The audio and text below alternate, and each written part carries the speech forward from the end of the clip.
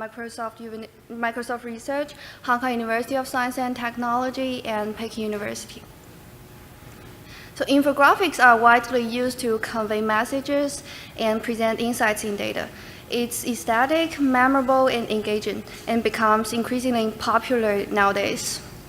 Data-driven infographics have appeared in many places, including data reports, newspapers, business dashboards, and so on. Therefore, the demands of crafting infographics have gone beyond graphic designers and visualization experts. Non-experts are also want to create their own infographics and share with others.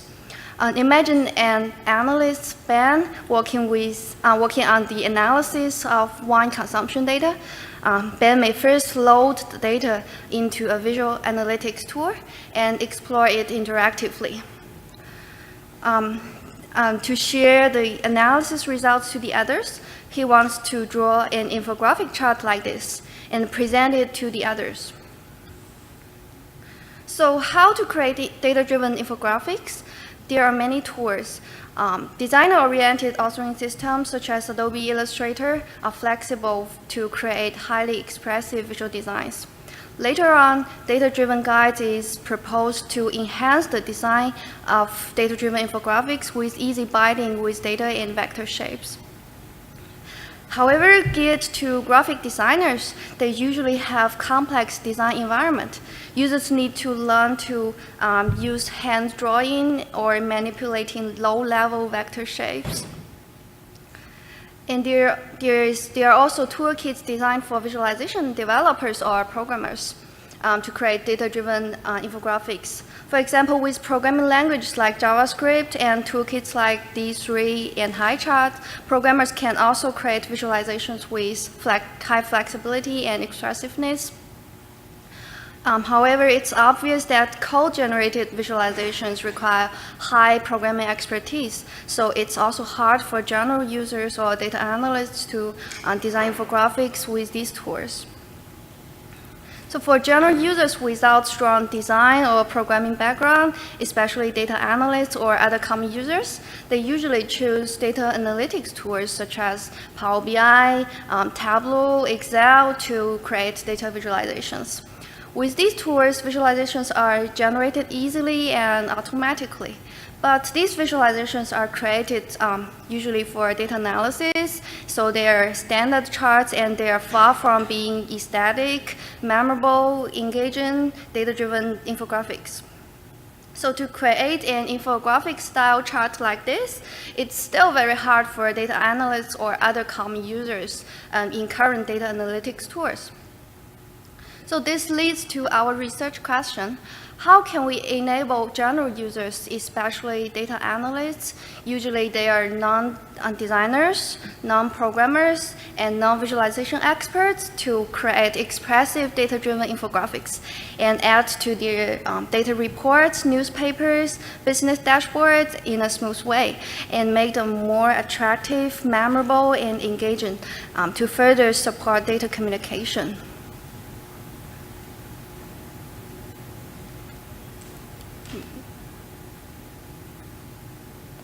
First, we have the following design goals.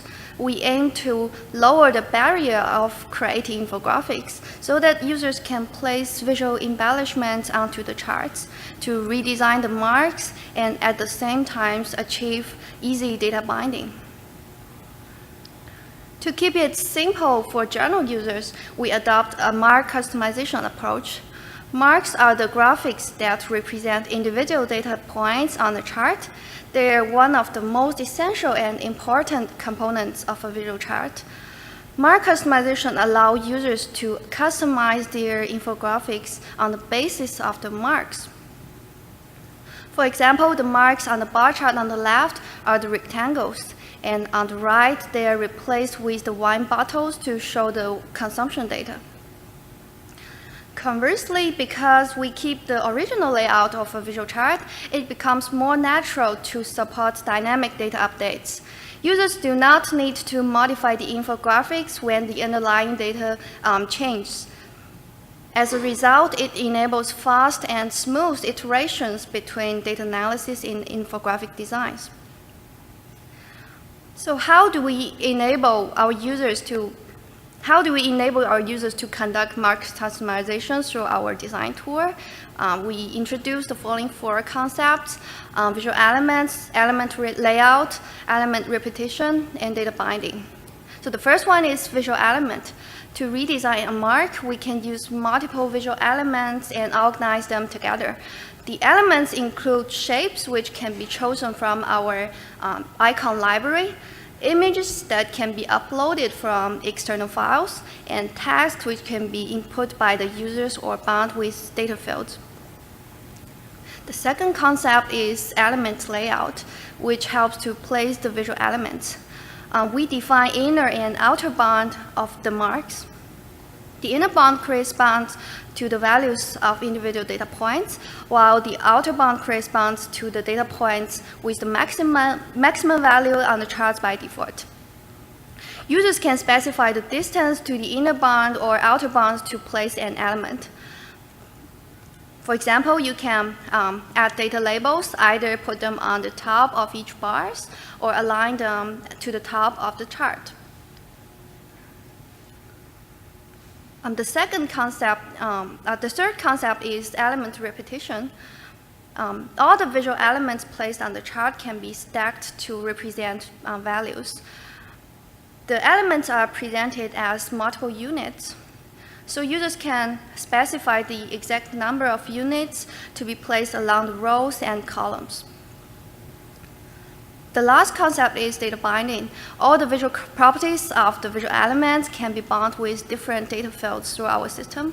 Users can first select the visual property and then corresponding data fields, and finally specify the mappings between properties and values. For example, you can specify value color here and bind it to region and change the color mapping of France to black. So here's the interface of our InfoNice system. InfoNice is integrated into Microsoft Power BI as a customer visual. Microsoft Power BI has become one of the leaders in BI market. So by integrating InfoNice into Power BI, we can seamlessly switch between data analysis and data-driven design. Users can start from analysis first and then get some insights from the charts, and then customize the charts into infographic style ones and present it to the others. So on the right, we can see users can specify the visualization forms and data fields. And on the left, you can see a visualization dashboard. Multiple charts can put together to enable interactive data analysis. By clicking the Edit button, you can see an infographic design panel. The panel is divided into 3 parts. On the top is the toolbar and the preview area for arranging visual elements. On the bottom, the layout tab is for specifying the positions of the elements. You can click the format tab here to switch to format area. So the format area is for configuring visual properties and data bindings. The combination of the functions on the control panel gives free play to users' creativity. Users can create a variety of infographics like these examples. So let's see a simple demo to see how we can create a chart like this in a very short time.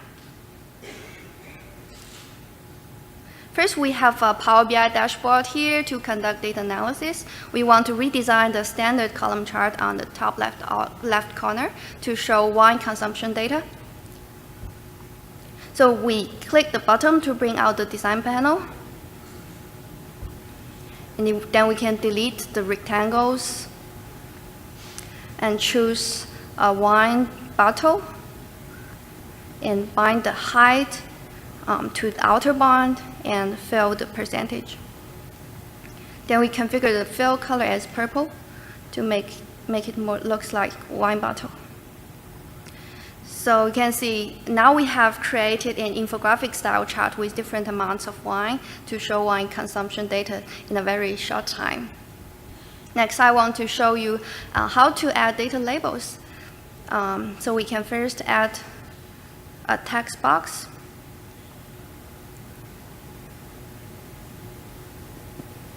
And bind a numerical consumption value. And then we can change the font size and the weight. And we want to make the text box a bit higher. So we change the distance to the inner bound to -30 pixels, and they appear at the top of the inner bound. So in a short time, I have customized text labels and styles. With these operations, we can create a variety of infographic design easily. Here are two quick examples with double speed to show how InfoNice can be used to create different kinds of charts. In this example, we are creating an infographic with computer sales data. We first create a grid chart, then we adjust the position and the chart. And last, we add a computer icon and bind the color to the region field. And here's another example. In this example, we are creating an infographic still with wine consumption data. But this time we use multiple unit style. Then we can add text labels, and we place the text on the basis of their inner bound.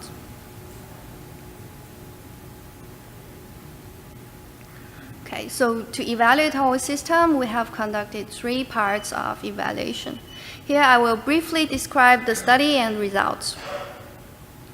First, we conduct a preliminary study to observe whether our target users, data analysts, can get better results when using InfoNice than designer-oriented design tools.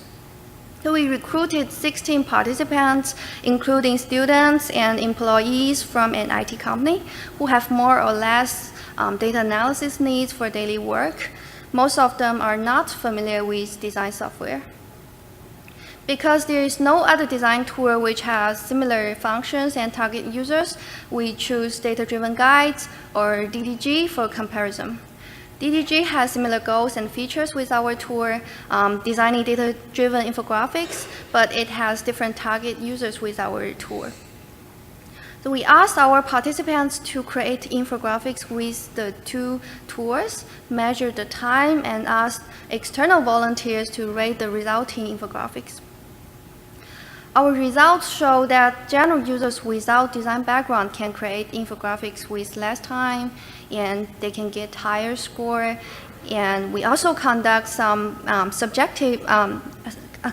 interview and got some subjective feedback. Our users indicated that they have better experience when designing infographics with our system. On the other hand, our participants also find DDG is more flexible and more capable of designing expressive infographics, although most of them cannot master the use of DDG in a short time. With the release of InfoNice, many real-world users have downloaded it for use.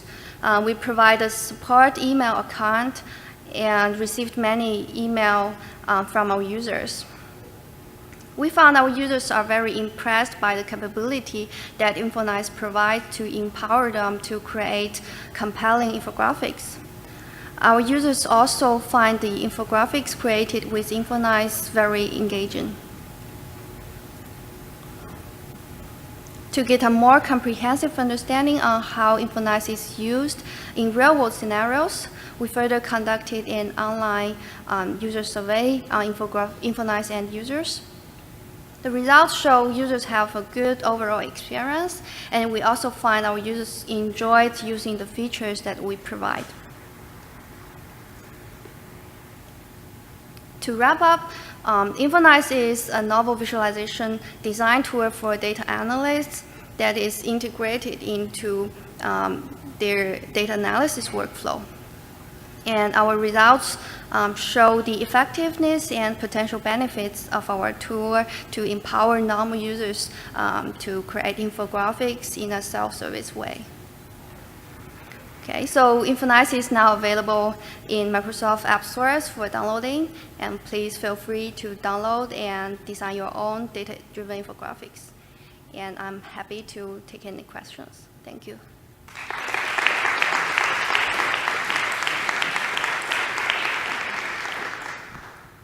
Great. If you have any questions, please step up to the microphone in the here and state your name and affiliation, please.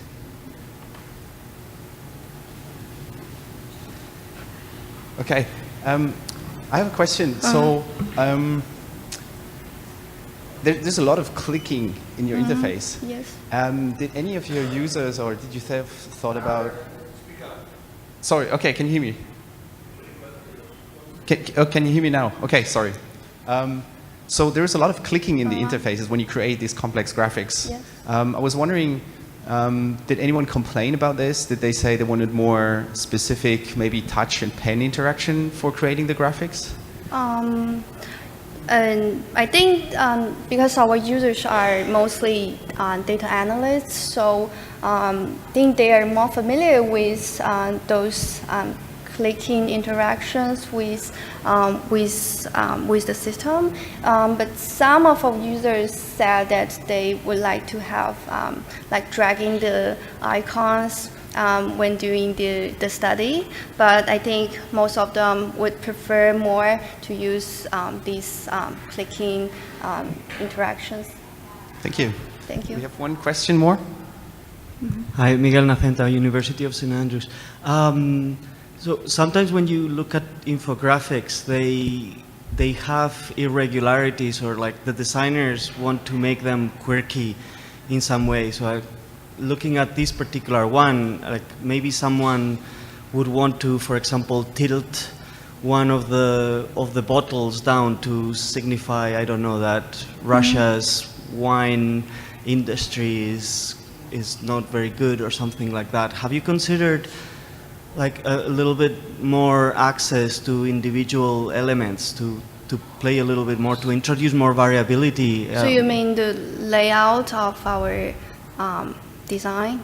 I guess I'm talking about making it a little bit less uniform, so that it's not just like a chart, but like if you could take an individual element and do something special with it, rather than to separate it from all the other ones. Yes, actually, we want to strike the balance between easy to use and the flexibility. So we also considered to add more flexibility to our tool, but we need to maintain the ease of using our system, because most of our users are they do not need very complex design. So we just we design our tool aiming at their like daily work. So yes, we are considering add more parameters to tune their layout in the future. Yeah. Okay, thank you. Ben Schneiderman, University of Maryland. Thank you. It's nice to see InfoNice, and Thank you. I think there are some uses for this, but your evaluation was more about the use of the tool, Yes. but these kind of graphics are sometimes counterproductive. And for some audiences, they're less effective. And I wonder if you've looked at what the sweet spot is, which application, for example, you have 5 bars. If you had 30 bars, it might be very distracting to have all the extra visual information. So there might be a sweet spot for the graphics and also different communities of users where this. Have you thought about that? Yes, actually we thought about this. Maybe some of the users may not create the best infographic style chart, like you said, but we think that currently we want to empower users as much as possible, and also we also considered to prevent kind of misuse of our tools. For example, 20 bars for this chart. So I think in the future we will try to provide more like automation or guidance for our users to create good infographics instead of bad infographics. Okay, thanks Jun again.